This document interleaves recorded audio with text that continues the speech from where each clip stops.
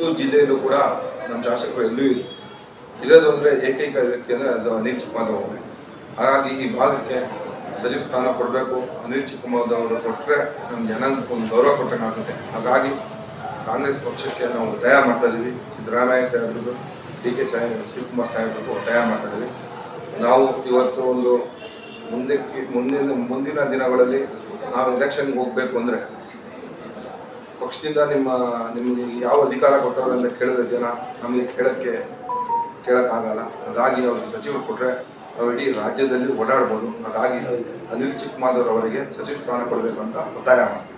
ನಿರೀಕ್ಷೆ ಇದೆಯಾ ಸರ್? ಯಾಕಂದರೆ ನಾಗೇಂದ್ರ ಅವರು ಕೂಡ ಈಗ ಮತ್ತೆ ಸಚಿವ ಸಂಪುಟಕ್ಕೆ ಬರ್ತಾರೆ ಅನ್ನುವಂಥದ್ದಿದೆ, ಸಿಗುತ್ತೆ ಅಂತ ನಿರೀಕ್ಷೆ ಇದೆಯಾ? 100% ಸಿಗುತ್ತೆ. ಯಾಕಂದರೆ ಈಗ ಎಲ್ಲ ಮಿನಿಸ್ಟ್ರುಗಳು ನಮ್ಮ ಜನಾಂಗದವ್ರಿಗೆ ಆ ಭಾಗದಲ್ಲೇ ಕೊಡ್ತಾವೆ. 10 ಜಿಲ್ಲೆಯಲ್ಲಿ ಎಲ್ಲೂ ಕೂಡ ಕೊಟ್ಟಿಲ್ಲ. ಮೊದಲು DD ಜಯಕುಮಾರ್ ಇದ್ರು, ಅದು ಬಿಟ್ಟರೆ ಯಾರೂ ಕೂಡ ಆಗಿತ್ತಿಲ್ಲ. ಹಾಗಾಗಿ ಇವರೇ ಆಗಬೇಕು ಎಂಬ ಇಡೀ ನಾಯಕ ಜನಾಂಗದ ಕೂಗಿದೆ. ಹಾಗಾಗಿ ನಾವು ಹೈಕಮಾಂಡ್ ಒತ್ತಾಯ ಮಾಡ್ತಾ ಇದ್ದೀವಿ, ಇವ್ರಿಗೆ ಸಚಿವ ಸ್ಥಾನ ಕೊಡಲೇಬೇಕು. ಇಲ್ಲ ಅಂದರೆ ನಮಗೆ ಮುಂದಿನ ದಿನಗಳಲ್ಲಿ ಕ್ಯಾನ್ವಾಸ್ ಮಾಡೋಕ್ಕಾಗಲ್ಲ.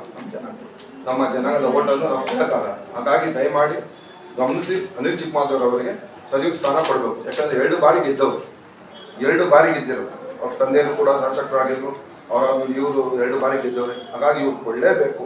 ಯಾಕೆಂದರೆ ಯಾವುದೇ ಒಂದು ನಿಗಮ ಕೊಟ್ಟಿದ್ರು ಅದು ಒಳ್ಳೆ ಆಡಳಿತ ಕೊಟ್ಟು ಒಂದು ಮಗುವಿನಂತ ಮನಸ್ಸು ಅವ್ರು. ಹಾಗಾಗಿ ಅಂತ ಸಚಿವ ಸ್ಥಾನ ಅನಿಲ್ ಚಿಕ್ಕಮಾದೇವ್ ಅವರು ಕೊಟ್ಟರೆ ತುಂಬ ಒಂದು ನಾಯಕ ಜನಾಂಗಕ್ಕೆ ಒಂದು ಶಕ್ತಿ ಆಯ್ತಿದೆ ಅಂತ ಹೇಳಕ್ಕೆ ಇಷ್ಟಪಡ್ತೀನಿ. ನಾಯಕ ನಮ್ಮ ಚಿಕ್ಕಮಾದೇವ್ ಸಂಘದ ಬಳಗದ ನಾನು ಗೌರವ ಅಧ್ಯಕ್ಷರು, ಮಾಜಿ ಜಿಲ್ಲಾ ಪಂಚಾಯತಿ ಸದಸ್ಯರು, ಕಾಂಗ್ರೆಸ್ ರಾಜ್ಯದ ಪರಿಶಿಷ್ಟ ಪಂಗಡದ ST ಸೆಲ್ನ ಉಪಾಧ್ಯಕ್ಷರು.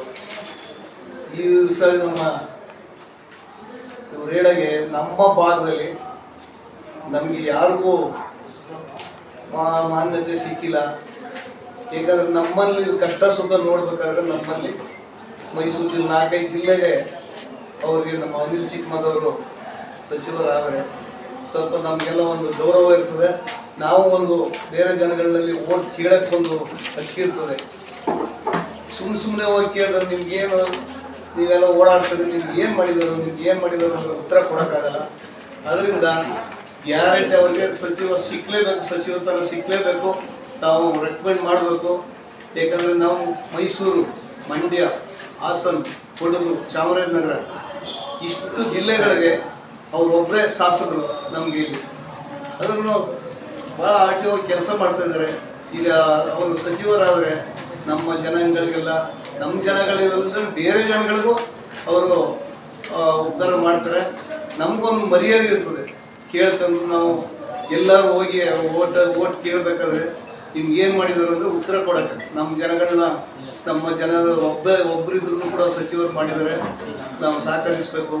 ನಾವೆಲ್ಲ ಕಾಂಗ್ರೆಸ್ಗೆ ನಾವು ವೋಟ್ ಮಾಡಬೇಕು ಅನ್ನೋ ದೃಷ್ಟಿಗೋಸ್ಕರ ಅವ್ರಿಗೆ ಒಂದು ಸಚಿವ ಸ್ಥಾನ ಸಿಕ್ಕಲೇಬೇಕು, ಕೊಡಲೇಬೇಕು ಅಂತ ಹೇಳ್ತಾ ಇದ್ದೀವಿ.